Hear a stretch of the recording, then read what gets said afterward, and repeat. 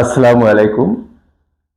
আমাদের ৫টি শরিয়া ভিত্তিক ব্যাংক মার্জার করে যে সম্মিলিত ইসলামী ব্যাংক গঠন করা হয়েছিল, সেই ৫টি ব্যাংকের শেয়ার হোল্ডারদের জন্য একটি সুখবর হলো এই, আজ উপদেষ্টা পরিষদের ক্রয় সংক্রান্ত কমিটির সভা শেষে সাংবাদিকদের প্রশ্নের জবাবে মাননীয় অর্থ উপদেষ্টা জানিয়েছেন যে এই শেয়ার হোল্ডারদেরকে তাদের ক্ষতিপূরণ দেয়া হবে।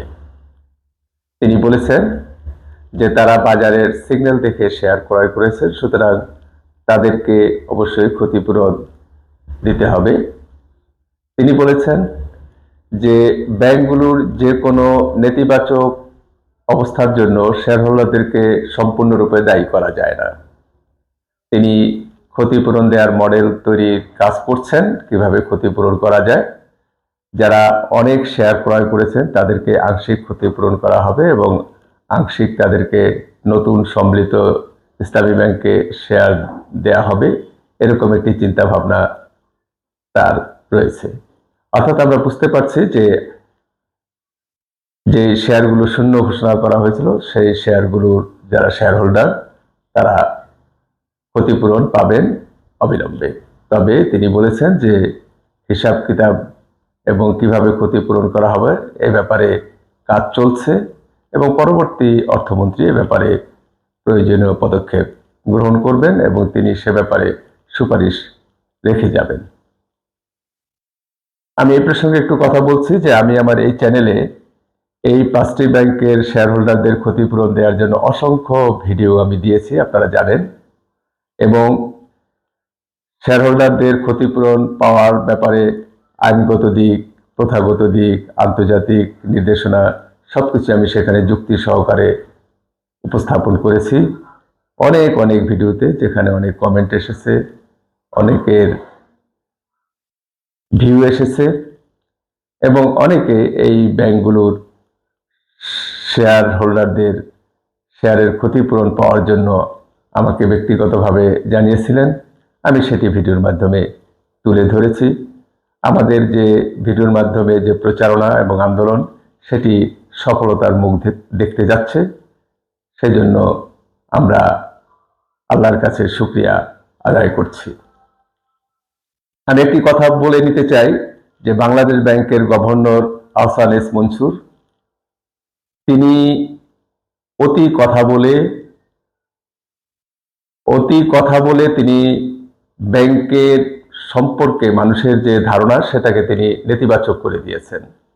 একজন এত বড় কর্মকর্তা যিনি অর্থনীতিকে স্থিতিশীল রাখার জন্য পজিটিভ চিন্তা ভাবনা করবেন, পজিটিভ কথা বলবেন, পজিটিভ ধারণা দেবেন, যার উপর ভিত্তি করে অর্থ বাজার শক্তিশালী হবে বা ভালো গতির দিকে এগিয়ে যাবে, কিন্তু তিনি প্রথমেই দায়িত্ব নিয়ে আর্থিক প্রতিষ্ঠানগুলো সম্পর্কে, ব্যাংকগুলো সম্পর্কে এত সব নেতিবাচক প্রচারণা করেছেন যে ব্যাংকগুলোর উপর থেকে সাধারণ মানুষের আস্থা একেবারে উঠে গেছে।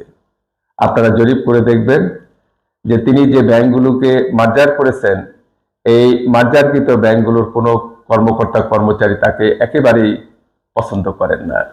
কেন করেন না?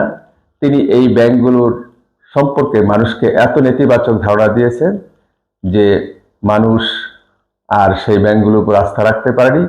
ব্যাংক বা আর্থিক প্রতিষ্ঠানের মূল বিষয় হলো গোপনীয়তা, এটা একটা বড় বিষয়, কিন্তু সেটা না করে তিনি এমনভাবে কথাবার্তা বলেছেন, এমন ভুল ধারণা, নেতিবাচক ধারণা ছড়িয়েছেন যে আর্থিক প্রতিষ্ঠানগুলোর উপর, ব্যাংকগুলোর উপর জনসাধারণের ভরসা একেবারে শূন্যের কোঠায় গিয়ে পৌঁছেছে।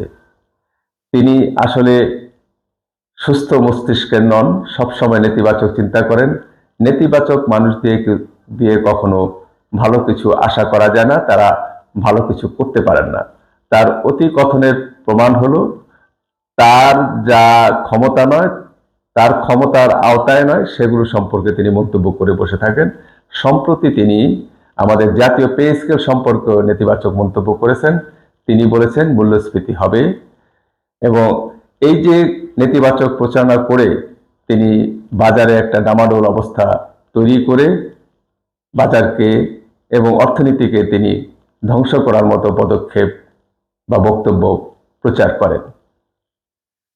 আমি বলতে চাই, গভর্নর সাহেব ৮,২৫০ টাকার স্কেলে যে কর্মচারী চাকরি করে সে সর্বসাকুল্যে ১৫-১৬ হাজার টাকা বেতন পান।